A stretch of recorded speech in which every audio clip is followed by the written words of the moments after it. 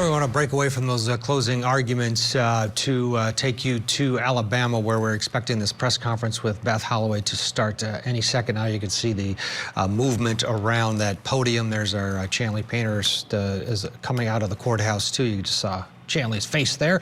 What we do know is that the details of what Joran van der Sloot claims happened to Natalee Holloway are coming out. Again, according to Chanley, he says he bludgeoned her to death. Part of the deal here for this guilty conviction and part of the plea deal set forth for Mr. van der Sloot was that he would stay with the he would tell the family basically what happened, because they have been waiting for decades to find out what exactly happened to their daughter, Natalee. She went on a senior trip in Aruba and never found out to what happened. They knew he was likely the person.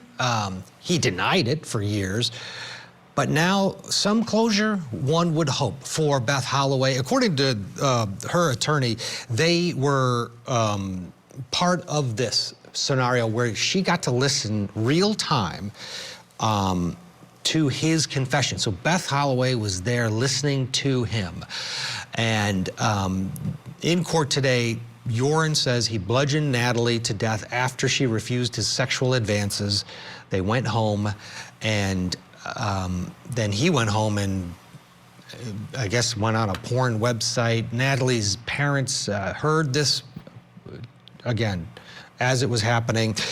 The bottom line is the plea agreement was 24 months in prison to be served in Peru. It's going to run concurrent with his current term, which ends in 22 years. And then after release, he'll have 3 years supervised. It'll be a supervised release scenario. And there's Beth Holloway. We're, again, expecting to hear from her momentarily, a press conference. He also has to pay $25,000 in restitution. But one would have to think this was all about her, Beth Holloway, and her unwillingness to give up in terms of getting answers for what happened to her daughter. She has a number of allies that have helped her through this process. Greta Van Susteren been very instrumental in all of this over the years, helping to get to this point. And this point is so important for her. As we wait, let's bring in Matthew Mangino. And Matthew, I'm going to cut you off if we get Chanley and or Beth Holloway, that press conference starts. But your thoughts, you're a former prosecutor. This was a special sort of deal because of that relentless work from the Holloway family, their attorneys, and other advocates that really pushed. Well, no question. It never gave up on this case. And it's interesting the way it evolved into this extortion charge, which he was brought back for. What's surprising here is that, he's admitted to murdering Natalee Holloway, and he's never really going to be held accountable for that because there's a 12-year statute of limitations in Aruba with regard to murder, which is unlike the United States. The United States, in most states, if not all, there's no statute of limitations. So you admit to a homicide 20 years after it happened or 40 years after it happened, you can still be prosecuted. But that's not the case in Aruba. But this does bring some closure for the family.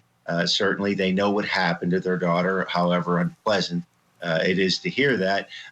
So it's not unusual to have a plea deal in exchange for information about victims, which is what occurred here in this case. Yeah, and that it's hearing that, okay, your daughter was bludgeoned to death after she refused the sexual advances. It's actually the worst case scenario, but it's probably what she knew all along, a scenario like this. Our Chanley Painter is outside of the courthouse now and is joining us. Chanley, let's start with what transpired inside that courtroom. We know a little bit, but please fill us in. Right, where to begin, Ted? Let's begin with the big news, and that is Joran van der Sloot has admitted to, during a proffer with the family of Natalee Holloway, listening in and watching him do this with the federal authorities, to bludgeoning her to death. The last night that she was seen with him at the bar during that 2005 graduation trip to Aruba.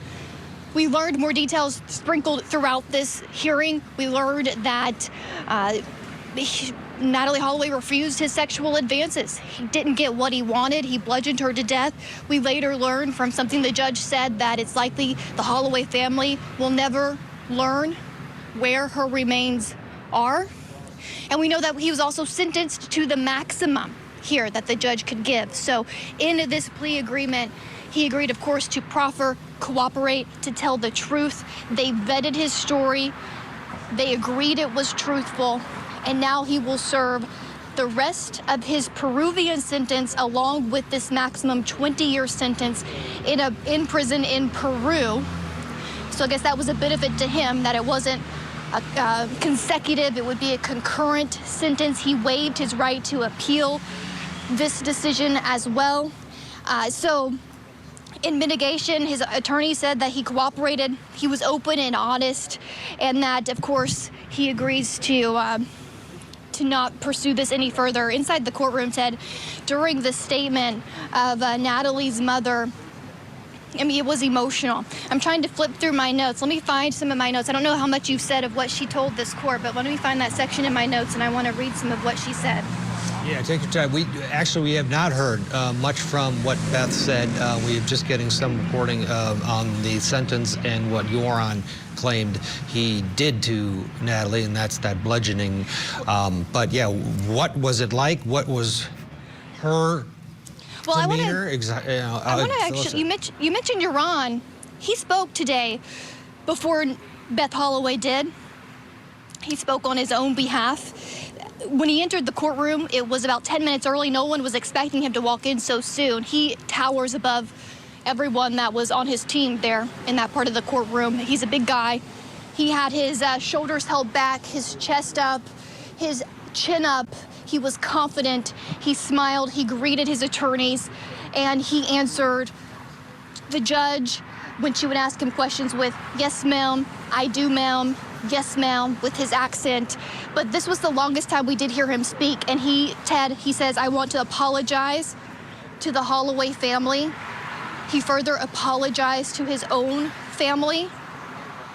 He went on to say that he hopes his statement that he gave, his proffer, his admission to being the murderer of Natalee Holloway, provides some kind of closure to the Holloway family. He went on to say that he no longer is the person that he was 18 years ago, 15 years ago, in 2010 when he defrauded the mother who'd been searching for her daughter for 5 years nonstop, hoping for an answer when he extorted Beth Holloway. He says he's no longer that person, that he wants to confess to what he did because he's found salvation through Jesus Christ while incarcerated. And it was in that moment his voice trailed off. I'm sitting right behind the 4 to 5 rows of the Holloway friends and family inside the courtroom, Ted. In the moment when he said that he had found Jesus, they all looked at each other, rolled their eyes, and shook their heads like they couldn't believe what he was saying. It was a short statement. He sat down, and then, of course, the judge says that she considered these victim impact statements that were both written. Natalee Holloway's mom, Beth Holloway, she stands, everyone is just so silent. She stands, walks to the lectern, Ted, stops, turns around, looks at Joran sitting there at counsel table for a couple of seconds and just makes eye contact with him. And then she turns back to the lectern and she begins reading a short statement that she prepared to say. Here's some of what she said. She says, "For 18 years, Joran, you lied about what happened to my daughter." She makes emotional pauses while she speaks, so confident. I don't know where she gets her strength. She held it together. She says, "And finally, you admitted to murdering her." These are when we learned inside the courtroom exactly what he did. She goes on to say that you bludgeoned her to death. And in these moments, the gallery starts to sob. She says that you are a killer